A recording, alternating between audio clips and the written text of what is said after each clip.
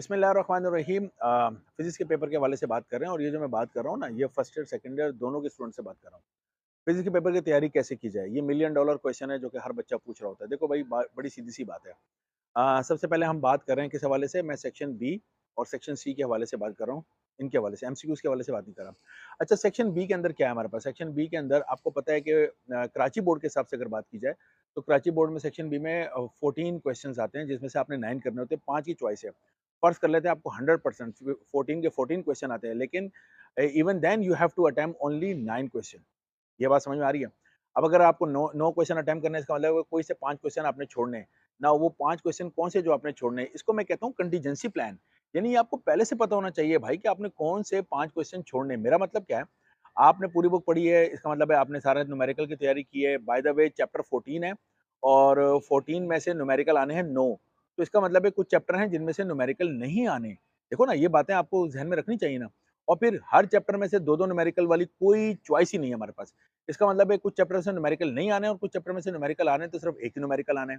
ये वो जगह है जहाँ पर हम जब पेपर बना रहे होते हैं तो हमें मालूम होता है, या हमारा कोई भी कोलीग जो पेपर बना रहा है, हमें मालूम होता है कि जनाब किस किस्म का न्यूमेरिकल आ सकता है और किस किस्म का न्यूमेरिकल नहीं आ सकता, जो कि हम गेस्ट पेपर में या स्टडी पेपर में आप लोगों को बता रहे होते हैं।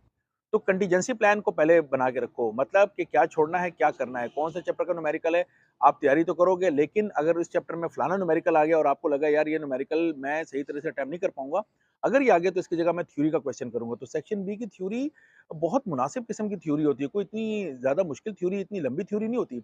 तो कंटीजेंसी प्लान में उस थ्योरी को आप अपने पास रखें, ये सबसे अहम बात है जो अपने ध्यान में रखनी है। सेक्शन सी के हवाले से बात करें तो सेक्शन सी के हवाले से बड़े मिसअंडरस्टैंडिंग बच्चों में पाई जाती है। मतलब बच्चे जो है ना, वो कह रहे होते हैं कि जनाब ये क्वेश्चन आएगा, ये नहीं आएगा। मैंने पहले भी एक शॉर्ट में आपको बताया है, मार्क्स डिस्ट्रीब्यूशन के हिसाब से। तो मार्क्स डिस्ट्रीब्यूशन के हिसाब से सेक्शन सी के क्वेश्चन बनते हैं। हर क्वेश्चन उठ के सेक्शन सी में नहीं जाता, प्लीज़ ये याद रखिएगा।